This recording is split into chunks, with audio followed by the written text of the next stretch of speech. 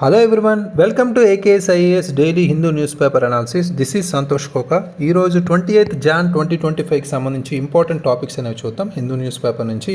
First important editorial మొత్తానికి సాధించబడిన Gaza శాంతి ఒప్పందం సంబంధించి, అదేవిధంగా తీవ్రవాద ప్రభుత్వాలు పెరుగుతున్నాయి అనే కంటెక్స్లో ఒక ఇంపార్టెంట్ ఎడిటోరియల్, చారిత్రకారుడు సాక్ష్యాలను ఉపయోగించి గతాన్ని అధ్యయనం చేయాలనే కంటెక్స్లో ఒక important historical editorial, Kolkata trainee doctor హత్యకు దోషిగా నిర్ధారించబడిందనే కంటెక్స్లో ఒక ఇంపార్టెంట్ ఎడిటోరియల్ చూద్దాం. ఆధునిక సాంకేతిక పరిజ్ఞానాన్ని అభివృద్ధి చేయడానికి ఈయూతో భారత్ సిద్ధంగా ఉంది అనే కంటెక్స్లో ఒక important international relations wise article చూద్దాం. ప్రైవేట్ రంగంలో పెట్టుబడులు తగ్గుముఖం పట్టాయా అనే కంటెక్స్లో ఎకానమీ రిలేటెడ్గా ఒక ఇంపార్టెంట్ ఆర్టికల్ అయితే చూద్దాం. సో ఈరోజు ఇంపార్టెంట్ ఆర్టికల్స్ సంబంధించి ఫస్ట్ ఇంపార్టెంట్ ఆర్టికల్ పైరైక్ పీస్. సో ఇది ముఖ్యంగా గొప్ప ఖర్చుతో సాధించబడిన శాంతిగా దీని అర్థం. సో ఇక్కడ హిందూ న్యూస్ పేపర్ మనం చదివేటప్పుడు UPSC or APPSC or competitive examination సంబంధించి మనం ఫోకస్ చేస్తాం ఇంపార్టెంట్ ఆర్టికల్స్. దాంతోపాటు మనకి ఇంగ్లీష్ కమ్యూనికేషన్ కావచ్చు, కొన్ని మీనింగ్స్ కావచ్చు, దాన్ని మనం పెంచుకోవచ్చు, రైట్. సో ఇలాంటి మీనింగ్స్ అనేవి తెలుసుకోవడం అవసరం, రైట్. పీస్ అంటే శాంతి అని అందరికీ తెలుసు, బట్ ఇక్కడ పిరేక్ అంటే గొప్ప ఖర్చుతో సాధించబడిన శాంతి అని ఇక్కడ మనం అర్థం చేసుకోవాలి. అయితే ఇది ఇంటర్నేషనల్ రిలేషన్స్ వైజ్ మనం కవర్ చేసుకోవచ్చు. ఫస్ట్ కంటెక్స్ట్ అనేది మనం ఇక్కడ అర్థం చేసుకుంటే ముఖ్యంగా, సో ఈ గాజా ఇజ్రాయెల్ సీజ్ ఫైర్ ఏదైతే ఉందో, కాల్పుల విరమణ ఒప్పందానికి సంబంధించి 18 నెలల యుద్ధం తర్వాత మనకి హమాస్ కావచ్చు, ఒక పక్క ఇజ్రాయెల్ కావచ్చు, కాల్పుల విరమణకు అంగీకరించడం జరిగింది. ఈ యుద్ధం గాజాలో విస్తృతమైన విధ్వంసం, ప్రాణ నష్టం కలిగించాలని కూడా అందరికీ తెలిసిందే, రైట్. సో ఇక్కడ బ్యాక్గ్రౌండ్ ఇన్ఫర్మేషన్ మనం తెలుసుకుంటే, సో ఇక్కడ ముఖ్యంగా హమాస్ గురించి మనం ఫస్ట్ తెలుసుకోవాలి, రైట్. సో అంటే 2007 నుంచి గాజాను నియంత్రిస్తున్న పాలస్తీనా మిలిటెంట్ గ్రూప్గా హమాస్ని మనం చెప్పుకోవచ్చు. దీనిని ఇజ్రాయెల్ కావచ్చు, ఒక పక్క యుఎస్ కావచ్చు, ఇంకొక పక్క EU కావచ్చు, తీవ్రవాద సంస్థకు గుర్తించాయి, రైట్. సో అయితే హిస్టారికల్ కంటెక్స్ట్ పరంగా మనం మాట్లాడితే, ఇజ్రాయెల్ పాలస్తీనా కాన్ఫ్లిక్ట్ అనేది దశాబ్దాలుగా అనేక యుద్ధాలు, కాల్పుల విరమణతో ఈ ఇజ్రాయెల్ పాలస్తీనా సంఘర్షణ అయితే లోతైన మూలాలు కలిగి ఉందనేది అందరికీ తెలిసిందే. అయితే తాజా సంఘర్షణ అయితే మనకి అక్టోబర్ 2023 7th అక్టోబర్ 2023న తీవ్రం అవ్వడం మనం చూసాం, రైట్.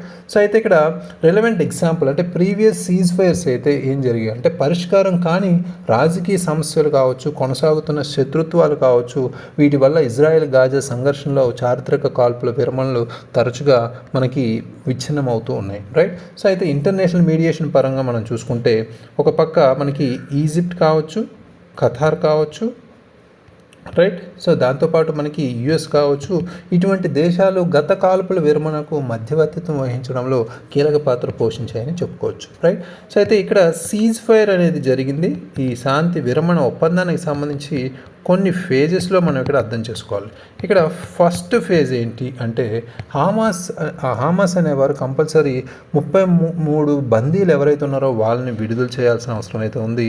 ఒక పక్క ఇజ్రాయెల్ ఈ 1000 మంది పాలస్తీనియన్లని విడుదల చేయాల్సిన అవసరం అయితే ఉంది, రైట్. సో అది ఒక ఇంపార్టెంట్ ఫేజ్ 1. అయితే ఫేజ్ 2లో అయితే బందీలను, ఖైదీలను మరింత మార్పిడి అంటే శత్రుత్వాలకు శాశ్వత ముగింపు కోసం ఒక ప్రకటనగా ఈ ఫేజ్ 2 మనం చూడవచ్చు, రైట్. ఇంకొంతమందిని బందీలను, ఖైదీలను మార్పిడి అనేది ఇక్కడ జరుగుతుందన్నమాట, రైట్. సో అయితే ఫేజ్ 3లో మనం ఏం చూడొచ్చు అంటే, గాజా భవిష్యత్ పాలన గురించి చర్చలు అనేది ఇక్కడ ప్రధానంగా ఫోకస్ ఏరియా, రైట్. సో ఇలా ఫేజెస్ వైజు ఈ శాంతి ఒప్పందం అనేది నిన్న స్టార్ట్ అవ్వడం మనం చూసాం. అయితే ఇక్కడ కొన్ని సవాళ్ళు అయితే ఉన్నాయి ఈ శాంతి ఒప్పందంకి సంబంధించి.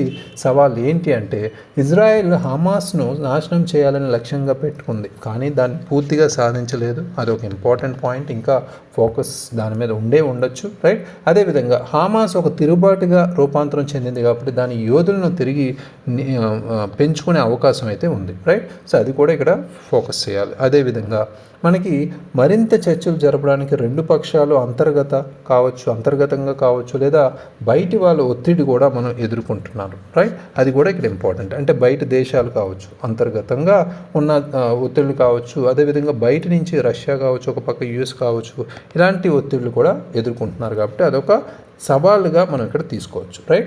సో అయితే ఫ్యూచర్ ప్రాస్పెక్ట్స్ ఏ విధంగా ఉండాలి అంటే భవిష్యత్తు కార్యాచరణకు సంబంధించి మనం అర్థం చేసుకుంటే పాలస్తీనా అధికారం క్రింద ఐక్య పాలస్తీనా పరిపాలన గాజా పునర్నిర్మాణానికి దారి తీయచ్చు అనేది కూడా ఇక్కడ మొదటిగా మనం చెప్పుకోవచ్చు. అంటే పాలస్తీనియన్ అథారిటీ ఏదైతే ఉందో గాజాస్ రీకన్స్ట్రక్షన్ సంబంధించి ఒక యునైటెడ్ పాలస్తీనియన్ అడ్మినిస్ట్రేషన్ అనేది కావాలి అనేది ఇక్కడ చెప్తున్నారు. అదేవిధంగా దీర్ఘకాలిక శాంతికి ఇజ్రాయెల్ ఉపసంహరణ చాలా కీలకం అనేది కూడా ఇక్కడ చెప్తున్నారు, రైట్. సో ఇవి ఈ పర్టికులర్ ఆర్టికల్లో డిస్కస్ చేసింది. Next important editorial, a surge in radical governments the hope of democracy.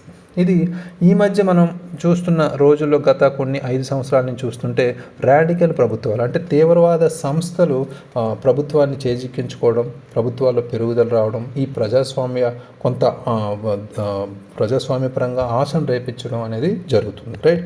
ఇది కూడా ఇంటర్నేషనల్ వైజ్ మనం కవర్ చేసుకుంటాం.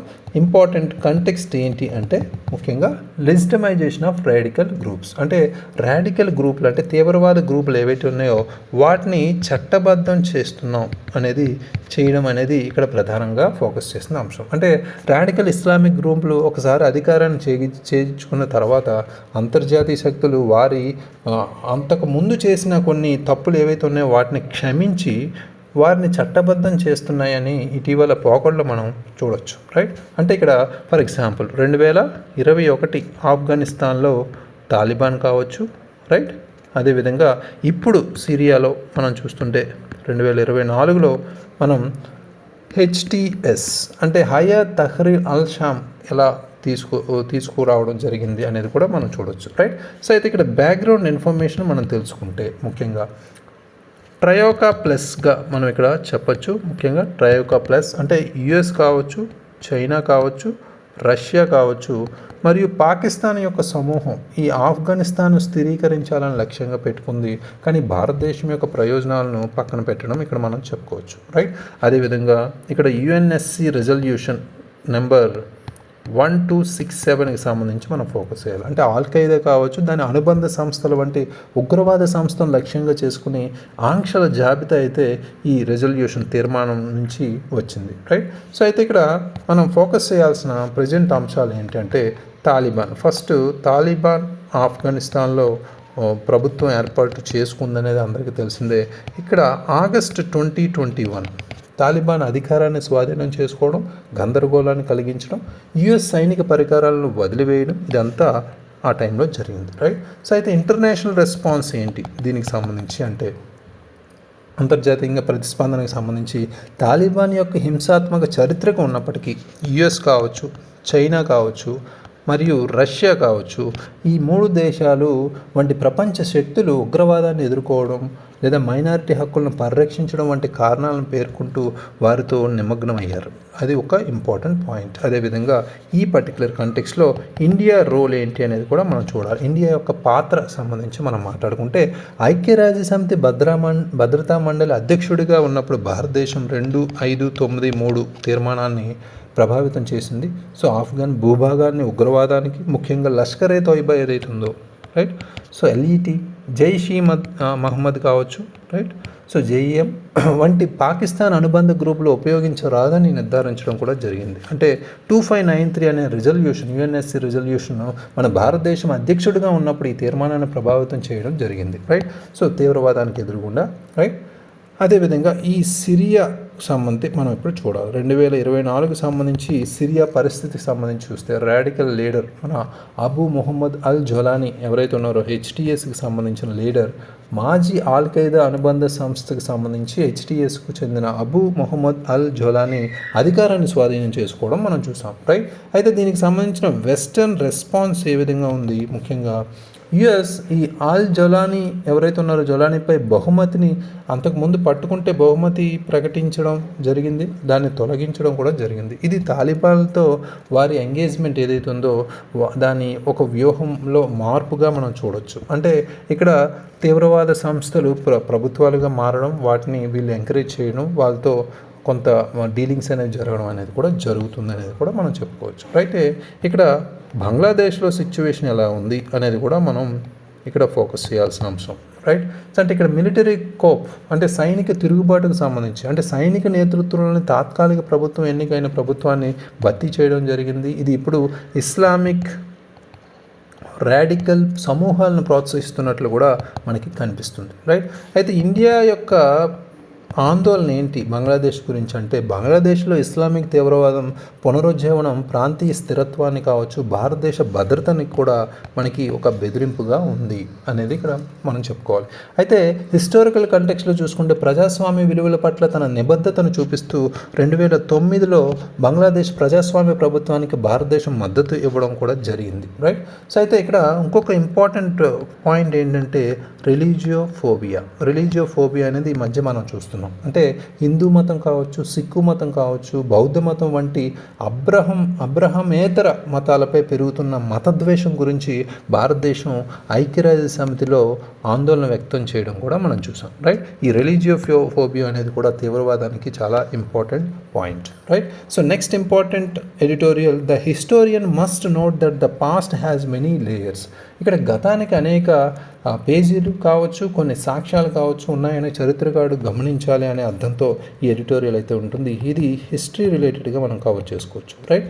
సో అయితే ఇక్కడ కంటెక్స్ట్ ఏంటి అంటే ముఖ్యంగా రోల్ ఆఫ్ హిస్టోరియన్స్ అనేది మనకి ముందుగా తెలుసుకోవాల్సిన అవసరం అయితే ఉంది. అంటే చరిత్రకారుల పాత్ర ఏ విధంగా ఉండాలి అంటే సాక్ష్యాలను ఉపయోగించి గతాన్ని అధ్యయనం చేయడానికి చరిత్రకారులు ఏం చేయాలి అంటే కఠినమైన విద్యా నిబంధనలకు కట్టుబడి ఉండడం కావచ్చు, లేదా సాక్ష్యం యొక్క ప్రామాణికత అంటే సాక్ష్యం ఎంతవరకు ఎవిడెన్స్ అనేది బేస్ అయి ఉంది, ఆ సందర్భాన్ని కూడా అంచనా వేయడం కావచ్చు. ఇవన్నీ ఈ పద్ధతులన్నీ కట్టుబడి ఉండడానికి చరిత్రకారులకు శిక్షణ అనేది ఇవ్వబడుతుంది అనేది ఇక్కడ మనకి తెలుసుకోవాలి, రైట్. అయితే ఇక్కడ ఇంపార్టెన్స్ ఆఫ్ ఎవిడెన్స్ అంటే సాక్ష్యం యొక్క ప్రాముఖ్యత ఏంటి అంటే ప్రతి చారిత్రక ప్రకటన ప్రామాణికతతో ఉండాలి, సంఘటనకు కొంత సామీప్యత అయితే ఉండాలి, ఇతర సాక్ష్యాలతో కొంత అనుకూలత కోసం విమర్శనాత్మక మూల్యాంకం అంటే క్రిటికల్ థింకింగ్ కూడా మనకి క్రిటికల్ ఇవాల్యుయేషన్ అయితే మనకు ఉండాలి అనేది కూడా చెప్తున్నారు. అంటే విమర్శనాత్మక మూల్యాంకానికి గురయ్యే సాక్ష్యం ద్వారా మనం మద్దతు ఇవ్వాలి అనేది కూడా ఇక్కడ చెప్తున్నారు. అయితే ఇక్కడ మనకి స్పెషల్గా మనం మెన్షన్ చేయాల్సింది ఇక్కడ popular memory versus professional history అంటే ఏంటి, ముఖ్యంగా ప్రజాదరణ పొందిన జ్ఞాపక శక్తికి వృత్తిపరమైన చరిత్రకి మధ్య భేదాల గురించి మనం మాట్లాడాలి. అంటే పాపులర్ మెమొరీ అంటే ఏంటి, జనాదరణ పొందిన జ్ఞాపక శక్తి అంటే ఏంటి, విద్య చరిత్ర వలె కాకుండా జనాదరణ పొందిన జ్ఞాపక శక్తికి అనుభావిక సాక్ష్యం లేదా హేతుబద్ధమైన విశ్లేషణ అవసరం లేదు, కానీ గణనీయమైన ప్రభావం కలిగి ఉంటుంది. అంటే ఇప్పుడు స్కూల్స్లో బుక్స్లో మనకి ఉన్నట్టు చరిత్ర వలె కాకుండా కొంత జనాదరణ పొందిన కొంత జ్ఞాపక శక్తికి అనుగుణంగా ఉన్న సాక్ష్యాలు కొన్ని ఉంటాయి, హేతుబద్ధత దానికి సంబంధించిన విశ్లేషణ కూడా అవసరం లేదు, కానీ ఆ ప్రభావం అయితే ప్రజల్లో ఎక్కువ కలిగి ఉంటుంది అనేది కూడా ఇక్కడ చెప్తున్నారు. అది పాపులర్ మెమొరీగా మనం చెప్పుకోవచ్చు, రైట్. సో దీనికి ఎగ్జాంపుల్ మనం ఫర్ ఎగ్జాంపుల్ నవరత్నాస్ అంటే అక్బర్ యొక్క నవరత్నాలకు సంబంధించి కొన్ని దోషాలతో కూడిన ఉన్నప్పటికీ తర్వాత మనం కొన్ని పరిణామాల కాలం తర్వాత ఇప్పటికీ ప్రజాదరణ పొందిన చరిత్రలో ఒక భాగంగా అక్బర్ యొక్క నవరత్నాల గురించి మనం చెప్పుకోవచ్చు. అదేవిధంగా ఇక్కడ జోధాబాయి గురించి కూడా మనం అక్బర్ అంతఃపురంలో ప్రజాదరణ పొందిన కానీ చారిత్రాత్మకంగా మద్దతు అయితే లేని వ్యక్తిగా జోధాబాయిని మనం చెప్పుకోవచ్చు, రైట్. ఇవన్నీ మనకి పాపులర్ మెమొరీకి సంబంధించి ఎగ్జాంపుల్స్గా చెప్పుకోవచ్చు. అయితే ఒక పక్క కేస్ స్టడీని మనం ఇక్కడ తీసుకుంటే బాబ్రీ మసీద్ని మనం ఇక్కడ క్లియర్ కట్గా ఒక కేస్ స్టడీగా మనం చెప్పుకోవచ్చు. అంటే అయోధ్యలో ఒక మసీదు అంటే 1992లో కూల్చివేయబడడం, ఇది విస్తృతమైన మతపరమైన ఉద్రిక్తతను తీసుకురావడం, ఒక మైలురాయి సుప్రీంకోర్టు కేసుగా దారితీయడం కూడా మనం చూసాం. అయితే మసీదు నిర్మాణం కోసం రామాలయాన్ని కూల్చివేయలేదని చారిత్రక ఆధారాలు కూడా చూపించాయి. అయితే అయినప్పటికీ ప్రజాదరణ పొందిన జ్ఞాపకాలు, నమ్మకాలు ఆ స్థలంలో రామ మందిర నిర్మాణాన్ని అనుమతించాలన్న సుప్రీంకోర్టు నిర్ణయాన్ని ప్రభావితం చేశాయి, రైట్. సో ఇవన్నీ మనకి ఈ కేస్ స్టడీలో మనం చూడొచ్చు. అయితే ఇక్కడ హోలిస్టికల్ రీకన్స్ట్రక్షన్ ఆఫ్ హిస్టరీ అంటే చరిత్రకు సంబంధించి సమగ్ర పునర్నిర్మాణం అయితే అవసరం. అంటే హిస్టోరియన్స్ అనేవాళ్ళు పాపులర్ మెమొరీ అదేవిధంగా వాటి యొక్క ఒరిజిన్స్, ఎవల్యూషన్, మ్యానిపులేషన్ అవన్నీ ఫోకస్ చేయాలి. అంటే చరిత్రకారులు ప్రజాదరణ పొందిన జ్ఞాపక శక్తి కావచ్చు, దాని మూలాలు కావచ్చు, పరిణామం కావచ్చు, తారుమారు చేయడాన్ని కూడా పరిగణలోకి తీసుకోవాలి అనేది ఇక్కడ చెప్తున్నారు. ఇప్పుడు ప్రజెంట్ మనం చూసుకుంటే ఇక్కడ సోషల్ మీడియా గురించి మనం చెప్పుకోవచ్చు. సోషల్ మీడియా అనేది అంటే చారిత్రక ప్రజాదరణ పొందిన జ్ఞాపక శక్తి ఏదైతే ఉందో దాన్ని రూపొందించడంలో, వక్రీకరించడంలో సోషల్ మీడియా నేడు కీలక పాత్ర పోషిస్తుంది అనేది కూడా ఇక్కడ చెప్పారు. రైట్. సో అయితే next important editorial, murder most foul. ఇక్కడ అత్యంత దుర్మార్గపు హత్యగా దీని మీనింగ్ మనం చెప్పుకోవచ్చు. ఇది పాలిటీ కంటెక్స్ట్లో మనం చూడవచ్చు. రైట్. అయితే కంటెక్స్ట్ ఏంటి అంటే ఇక్కడ ఈ ఫార్మర్ సివిక్ పోలీస్ వాలంటీర్ ఎవరైతే ఉన్నారో సంజయ్ రాయ్ రీసెంట్గా మనకి ఈ మర్డర్ అనేది కోల్కతా ఆర్జీకర్ మెడికల్ కాలేజ్ వద్ద పోస్ట్ గ్రాడ్యుయేట్ ట్రైనీ డాక్టర్ హత్యకు సంబంధించి దోషిగా నిర్ధారించబడడం జరిగింది. ఈ క్రైమ్ అయితే ఎప్పుడు జరిగింది? ఆగస్ట్ 9, 2024 జరగడం మనం చూసాం. రైట్. సియాల్దాలోని జిల్లా సెషన్స్ కోర్టు ఇచ్చిన తీర్పుతో ఈ నేరం అయితే జరిగింది. రైట్. అయితే ఈ కన్విక్ట్ ఎవరైతే ఉన్నారో భారతీయ న్యాయ సంహితలోని సెక్షన్స్ ఏవైతే ఉన్నాయో సెక్షన్ 64 ఇవి రేప్ కావచ్చు, అత్యాచారం కావచ్చు, అదేవిధంగా సెక్షన్ 66 మనకి కాజింగ్ డెత్ అంటే మరణానికి కారణం అవడం కావచ్చు. రైట్. సో ఈ సెక్షన్స్, అదేవిధంగా సెక్షన్ 103 సబ్ క్లాస్ 1 అంటే హత్య కావచ్చు. రైట్. మర్డర్ కావచ్చు. ఈ 3 సెక్షన్ కింద దోషిగా నిర్ధారించడం జరిగింది. ఇక్కడ మనకి ఎగ్జామినేషన్ పాయింట్ ఆఫ్ వ్యూలో ఈ పర్టికులర్ రిఫార్మ్డ్ లా అయితే మనకి యాక్ట్ అయితే మనకు అవసరం. రైట్. అయితే బ్యాక్గ్రౌండ్ ఇన్ఫర్మేషన్ ప్రకారం మనం చూసుకుంటే భారతీయ న్యాయ సంహిత ఏదైతే ఉందో అంటే new penal code replacing Indian penal కోడ్గా మనం దీన్ని చూస్తున్నాం. అంటే ఆధునిక చట్టపరమైన చట్టాలను కలిగి ఉండి సమకాలీన నేరాలను పరిష్కరించే ఈ భారతీయ శిక్షా స్మృతిని స్థానంలో కొత్త శిక్షా స్మృతిని మనం తీసుకురావడం జరిగింది. అయితే ఇక్కడ మనం రోల్ ఆఫ్ సిబిఐ గురించి కూడా మనం తెలుసుకోవాలి. ఇలాంటి కేసులని త్వరగా ఇన్వెస్టిగేషన్ చేసే విధంగా సెంట్రల్ బ్యూరో ఆఫ్ ఇన్వెస్టిగేషన్ సాక్ష్యాలను సేకరించడంలో, సమగ్ర దర్యాప్తును నిర్ధారించడంలో కీలక పాత్ర పోషిస్తాయి. రైట్. సో అయితే దీనికి రిలవెంట్ ఎగ్జాంపుల్స్ మనం ప్రీవియస్ ఎగ్జాంపుల్స్ చూసుకుంటే నిర్భయ కేసు కూడా మనకి ఇక్కడ కీలకం. రైట్. నిర్భయ కేసుకి సంబంధించి అంటే ఇదే విధమైన ప్రజా నిరసన, చట్టపరమైన జోక్యం, మహిళల భద్రత కోసం చట్టాలలో సవరణలకు దారితీసింది ఈ కేసు. అదొక ఇంపార్టెంట్ పాయింట్. అదేవిధంగా వర్క్ ప్లేస్ సేఫ్టీ రిఫార్మ్స్ కూడా అంటే కార్యాలయ భద్రతా సంస్కరణలు కూడా అనేక కార్యాలయాలు ఉన్నత స్థాయి కేసుల తర్వాత కఠినమైన భద్రతా నిబంధనలను ప్రవేశపెట్టడం కూడా మనం చూసాం. రైట్. సో ఇవన్నీ ఇలా ఉంటే ఈ పర్టికులర్ కేసులో జ్యుడిషియల్ అబ్జర్వేషన్స్ ఎలా ఉన్నాయి అనేది మనం ఇక్కడ ఫోకస్ చేయాలి. అంటే ఆసుపత్రి చేసిన పరిపాలన అంటే అడ్మినిస్ట్రేషన్ లోపాలు ఇక్కడ న్యాయమూర్తి గుర్తించారు.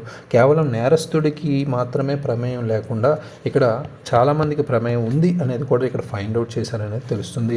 ఎఫ్ఐఆర్ దాఖలు చేయడంలో ఆలస్యం కావచ్చు, ఆసుపత్రి యంత్రాంగం సాక్ష్యాలను తారుమారు చేయడం కావచ్చు, ఇవన్నీ స్పష్టం చేసింది ఇక్కడ. రైట్. అయితే ఇక్కడ పబ్లిక్ అండ్ లీగల్ రియాక్షన్స్ ఏమున్నాయి అనేది ఇక్కడ అర్థం చేసుకుంటే అంటే వ్యవస్థాగత మార్పులు, పని ప్రదేశాల్లో మహిళలకు మెరుగైన భద్రత కల్పించాలని డిమాండ్ చేస్తూ నిరసనలు అయితే చెలరేగుతున్నాయి. ఒక పక్క ప్రజల ఆగ్రహం కారణంగా హైకోర్టు, సుప్రీంకోర్టు ఈ కేసుని సుమోటోగా విచారిస్తుండడం కూడా జరుగుతున్నాయి. రైట్. అయితే ఫైనల్గా అడ్మినిస్ట్రేటివ్ అండ్ గవర్నమెంట్ రెస్పాన్స్ పరంగా చూసుకుంటే ఈ చట్టానికి సంబంధించి అమలు కీలకంగా ఉన్నప్పటికీ ఆరోగ్య కార్యకర్తల భద్రత కోసం రాష్ట్ర ప్రభుత్వం కొత్త చర్యలకు హామీ ఇవ్వడం కూడా జరుగుతుంది. రైట్. ఒక పక్క ఇది ఒక పురోగతిగా మనం చెప్పుకోవచ్చు. Next important article, India to work with EU on developing modern tech. అంటే ఆధునిక సాంకేతిక పరిజ్ఞానాన్ని అభివృద్ధి చేయడానికి యూరోపియన్ యూనియన్తో కలిసి పనిచేయడానికి భారత్ సిద్ధంగా ఉందనేది ఈ పర్టికులర్ కంటెక్స్లో మనం తెలుసుకోవచ్చు. ఇంటర్నేషనల్ రిలేషన్స్ వైజ్ కవర్ చేసుకోవచ్చు. రైట్. సో అయితే India EU collaboration on technology and trade అనేది మనం ఇక్కడ అర్థం చేసుకోవాలి. ముఖ్యంగా అంటే సాంకేతిక విజ్ఞానం, వాణిజ్యంపై భారత యూరోపియన్ యూనియన్ సహకారానికి సంబంధించి మాట్లాడుకుంటే అత్యాధునిక సాంకేతిక పరిజ్ఞానాలు, క్లిష్టమైన ముడి పదార్థాలను భద్రపరచడంలో యూరోపియన్ యూనియన్తో సహకారాన్ని వాణిజ్య పరిశ్రమల శాఖ మంత్రి పీయూష్ గోయల్ నొక్కి చెప్పారు. ఇది ఇంపార్టెంట్గా చెప్పుకోవచ్చు. ఈ డిస్కషన్స్ ముఖ్యంగా European trade and economic security commissioner ఎవరైతే ఉన్నారో మారోస్ సెష్కోవిచ్తో జరిగిన సమావేశాలు ఇక్కడ చర్యలు జరిగాయి. అయితే ఇక్కడ బ్యాక్గ్రౌండ్ ఇన్ఫర్మేషన్ మనకి తెలుసుకోవాలి. ఇక్కడ ఇండియా EU రిలేషన్స్ వైజ్ మనం చూసుకుంటే భారతదేశపు అతిపెద్ద వాణిజ్య భాగస్వామిలో EU ఒకటిగా మనం చెప్పుకోవచ్చు. అదేవిధంగా ద్వైపాక్షిక వాణిజ్యాన్ని పెంచడానికి ఈ FTAని ఇద్దరు చర్చలు జరపడం కూడా మనం చూస్తున్నాం, రైట్? ఫ్రీ ట్రేడ్ అగ్రిమెంట్కి సంబంధించి, రైట్? సో అయితే ఒక పక్క ప్రపంచ అంతరాయాలు, ముడి పదార్థాలు, సాంకేతిక పరిజ్ఞానం కోసం నిర్దిష్ట దేశాలపై ఆధారపడడాన్ని తగ్గించాల్సిన అవసరం అయితే ఉన్న నేపథ్యంలో ఈ సరఫరా గొలుసులు భద్రపరచడం చాలా కీలకం. అంటే సప్లై చైన్స్ అంటాం, రైట్? సప్లై చైన్స్ని ప్రొటెక్ట్ చేయడం చాలా అవసరం, రైట్? వాటి మీద ఫోకస్ చేస్తున్నారు. అయితే ఇక్కడ రిలవెంట్ ఎగ్జాంపుల్స్ మనం చూస్తే ఇక్కడ గ్లోబల్ సప్లై చైన్ డిస్రప్షన్స్ ఏవైతే ఉన్నాయో, అంటే మన ప్రపంచ సరఫరా గొలుసు అంతరాయాలు ఎలా కలిగాయి అంటే ఒక పక్క COVID-19 మహమ్మారి తర్వాత జరుగుతున్న ఎకనామికల్గా కావచ్చు, వీటి వల్ల ఎఫెక్ట్ ఉంది ఈ సరఫరా గోల్స్లో. అదేవిధంగా భౌగోళిక రాజకీయ ఉద్రిక్తతలు, ఒక పక్క వార్ లాంటి సిచ్యువేషన్స్ ప్రపంచ సరఫరా గొలుసుల్లోని దుర్బలత్వాన్ని ఇంకా పెంచడం కూడా మనం చూసాం. ఇది దేశాలను క్లిష్టమైన సరఫరాలను పొందడానికి కొంత ప్రేరేపిస్తున్నాయి, రైట్? అది ఇప్పుడు ఇంపార్టెంట్. అదేవిధంగా FTA నెగోషియేషన్స్ ఎంతవరకు వచ్చాయంటే ఈ చర్చలు EU మరియు జపాన్ వంటి ఇతర దేశాల మధ్య ఇలాంటి FTA వాణిజ్యం, ఆర్థిక వృద్ధిని పెంచే సామర్థ్యాన్ని చూపించాయి. కాబట్టి ఇప్పుడు ఇండియా EU FTA కూడా ముందుకు వెళ్ళబోతుంది, రైట్? సిమిలర్ అగ్రిమెంట్స్ అని చెప్పుకోవచ్చు. అయితే ఇక్కడ ఫోకస్ ఏరియాస్ ఏంటి ఈ పర్టికులర్ డిస్కషన్స్లో అంటే ముఖ్యంగా సరఫరా గొలుసులను బలోపేతం చేయడం, భద్రపరచడం. అది దేనికోసం? క్లిష్టమైన ముడి పదార్థాల కోసం. ఇక్కడ మనకి అడ్వాన్స్డ్ టెక్నాలజీస్ డెవలప్ చేయాలంటే దానికి సంబంధించి ఫస్ట్ ఇంపార్టెంట్గా చెప్పుకోవచ్చు. అంటే డెవలప్మెంట్ ఆఫ్ అడ్వాన్స్డ్ టెక్నాలజీస్ అనేది మొదటి పాయింట్. అయితే సరఫరా గొలుసులను బలోపేతం చేయడం, భద్రపరచడానికి మనకి ఈ క్లిష్టమైన ముడి పదార్థాల కోసం మనకి చాలా ఫోకస్డ్గా ఉన్నారు. అదేవిధంగా మనకి ఇక్కడ వాణిజ్యపరంగా అర్థవంతమైన స్వేచ్ఛా వాణిజ్య ఒప్పందాన్ని నిర్మించడం కూడా మనకి అవసరమే, రైట్? సో దాంతోపాటు ఖర్చు పోటీతత్వం కావచ్చు, లేదా సరళీకృత వాణిజ్యం కోసం సుంకం కాని అడ్డంకులను పరిష్కరించడం కూడా మనకి ఇంపార్టెంటే, రైట్? అయితే స్ట్రాటజిక్ గోల్స్ ఏమున్నాయి ఇక్కడ మనకి EU పర్టికులర్గా రిలేషన్స్ వైజు వ్యూహాత్మక లక్ష్యాలు ఏమున్నాయంటే మార్కెటేతర ఆర్థిక వ్యవస్థలపై ఆధారపడడాన్ని తగ్గించడం ద్వారా ఆర్థిక సంబంధాలను మెరుగుపరచడం చాలా అవసరం, రైట్? అదేవిధంగా ఆర్థిక భద్రతను నిర్ధారించడానికి స్థితిస్థాపక సరఫరా గొలుసును కూడా మనం నిర్మించడం కూడా అవసరం, రైట్? అంటే రెండు దేశాలకి చెందిన వ్యాపారాలకు ప్రయోజనం చేకూర్చే న్యాయమైన, సమానమైన వాణిజ్య అజెండాను మనం కొనసాగించడం కూడా ఇక్కడ చాలా అవసరం అనేది ఇక్కడ తెలుస్తుంది, రైట్? సో అయితే next and last important article, poor demand hits investments by private sector in Q3, right? ఇది ఎకానమీ కంటెక్స్ట్లో మనం అర్థం చేసుకోవచ్చు. ముఖ్యంగా ఈ కంటెక్స్ట్ ఏంటంటే Q3లో ప్రైవేట్ రంగ పెట్టుబడులపై పేలవమైన డిమాండ్ అయితే ప్రభావం అయితే కలిగిస్తుంది. అంటే ప్రైవేట్ రంగంలో పెట్టుబడులు తగ్గుముఖం పట్టాయని క్లియర్గా మనం చెప్పుకోవచ్చు. అయితే ప్రైవేట్ సెక్టర్ ఇన్వెస్ట్మెంట్ ప్లాన్స్ అనేవి మనకి Q3 అంటే 2024-25 Q3లో ఆల్మోస్ట్ 1.4% తగ్గాయి అనేది ఇక్కడ చెప్తున్నారు, రైట్? సో ఇది ఒక ఇంపార్టెంట్. అధిక ద్రవ్యోల్బణం కావచ్చు, పెరుగుతున్న ఇన్పుట్ వ్యయాల కారణంగా ఈ పర్టికులర్ డిమాండ్ అయితే, దేశీయ డిమాండ్ అయితే సూచిస్తుంది అనేది కారణాలుగా చెప్పుకోవచ్చు. ఇక్కడ మనకి ఎంత పెరిగింది, ఎంత తగ్గింది కాకుండా ఇక్కడ ఈ రీజన్స్ అనేవి మనకి ఇంపార్టెంట్, రైట్? అంటే ఇన్ఫ్లేషన్ ఒకటి, అదేవిధంగా ఇన్పుట్ కాస్ట్ అనేవి కూడా ఇంపార్టెంట్, రైట్? సో నెక్స్ట్ మనకి ఈ ప్రైవేట్ రంగ ప్రాజెక్టుల సంఖ్య మనకి Q2లో మనకి ఆల్మోస్ట్ 1253 నుండి Q3లో మనకి 1061కి పడిపోవడం ఇక్కడ చూడొచ్చు, రైట్?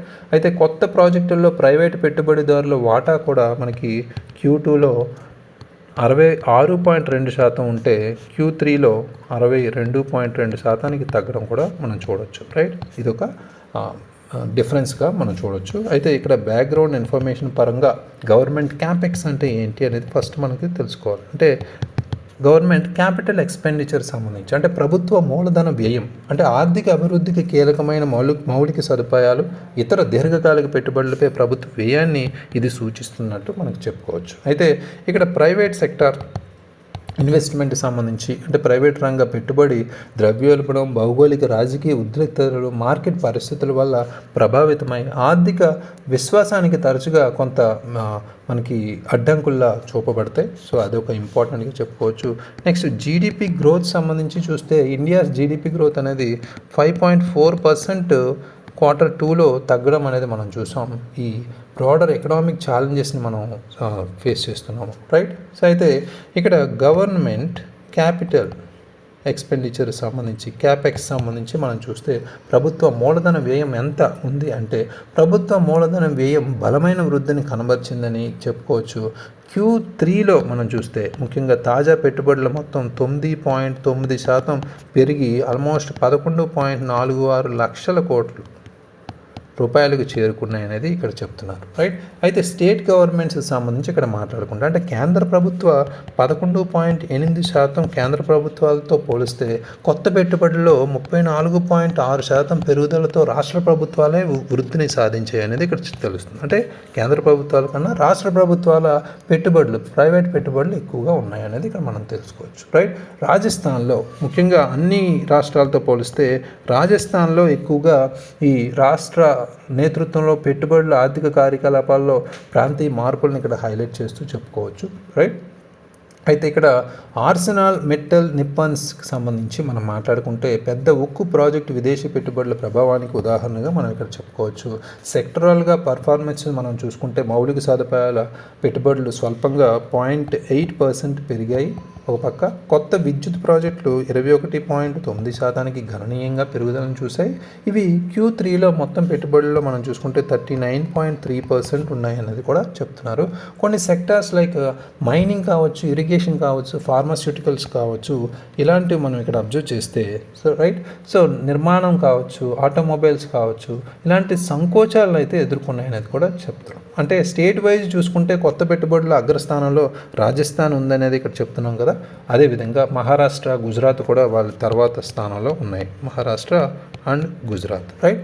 సో ఇది అలా ఉండగా మనకి ఈ తమిళనాడు పదునైన క్షీణత అయితే చూడబోతుంది. దానివల్ల మొదటి 10 స్థానాల నుండి అది బయటికి వెళ్ళిపోవడం మనం చూడొచ్చు. అయితే ఫ్యూచర్ అవుట్లుక్ ఏ విధంగా ఉందంటే ముఖ్యంగా 2025-26 సంవత్సరానికి ఆశావాదం అనేది ద్రవ్యోల్బణాన్ని తగ్గించే అంచనాలు, వినియోగం, వృద్ధిని పెంచడానికి అనుకూలమైన విధాన చర్యల ద్వారా నడిపించే అవకాశం అయితే ఉందని కూడా ఇక్కడ చెప్తున్నారు, రైట్. సో ఇవి మనకి ఇంపార్టెంట్గా 4 ఎడిటోరియల్ ఆల్రెడీ మనం ఆల్మోస్ట్ కవర్ చేసాం. ఇక్కడ ఇంపార్టెంట్ ఎడిటోరియల్, దాంతోపాటు ఒక 2 ఇంపార్టెంట్ ఆర్టికల్స్ కూడా కవర్ చేసాం. Please revise it. Thank you very much. All the very best.